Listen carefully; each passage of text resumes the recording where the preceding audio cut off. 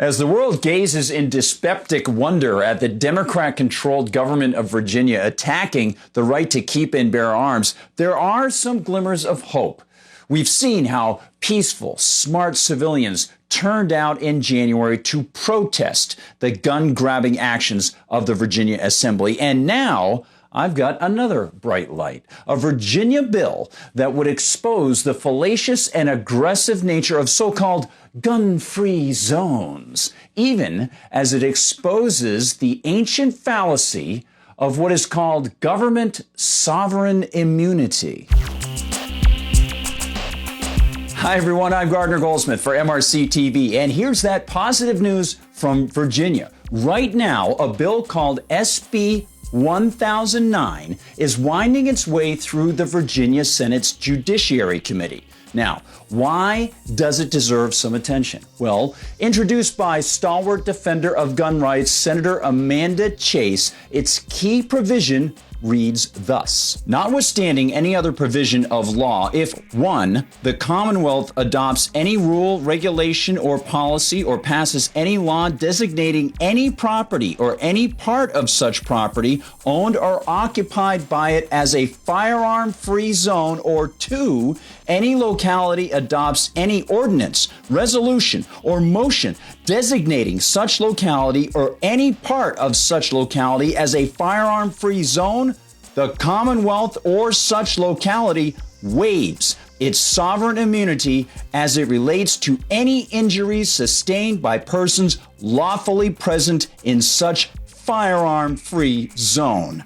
So, Chase seems to know that calling a place a firearm-free zone is not a disincentive to criminally minded people to enter such zones and use firearms to harm innocent people. In fact, the label firearm-free zone appears to attract armed criminals. As the Crime Research Center notes, between 1950 and 2018 inclusive, 94% of all mass shootings have been perpetrated in so-called gun-free zones, which sure is strange since everyone knows that magic signs saying gun-free zones stop bullets, right?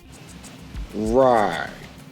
Yes, Senator Chase's bill, SB 1009, exposes the gun grabber's fraudulent and dangerous mentality, even as it exposes a fundamental problem in the nature of modern U.S. government. And in order to fully understand that, we need to understand the idea of so-called sovereign immunity, a term that harkens back to feudalism and exposes the feudal nature of the state. The term sovereign immunity is derived from the feudal concept of the royal we, wherein a monarch was supposedly the embodiment of the state and its subjects, and as a result would always refer to himself or herself in the plural we rather than the singular.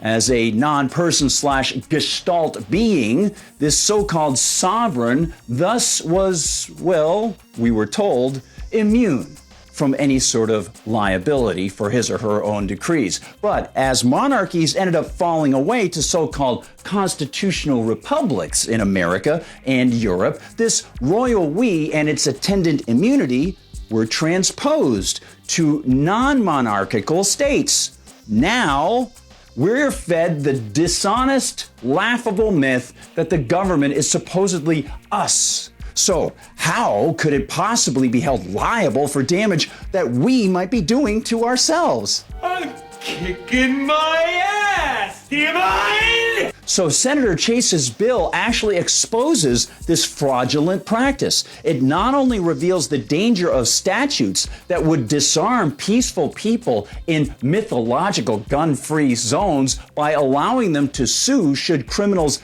take action and attack them in these zones, it actually puts people on notice about the bogus nature of the so-called immunity in the first place.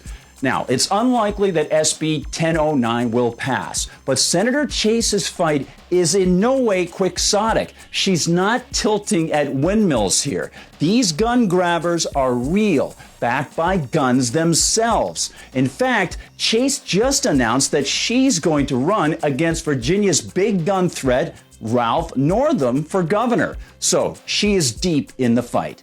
And as we can see, it's a fight with roots going all the way back to the Dark Ages. Pretty fascinating stuff, regardless of how it turns out. Hey, thank you so much for joining me, everyone. Don't forget, if you want some of these awesome fashions, I've got it again. By popular demand, I love this shirt. In search of real news, head over to MRC-store. There's this and all sorts of other great stuff there. And please visit the website, MRCTV.org, because all of the team, Eric, Brittany, everybody, Nick, I just watched one of Nick's videos recently. It was fantastic. Please head over there to see everything that's going on. And I dearly thank you for backing us at MRC TV. For MRC TV, I'm Gardner Goldsmith.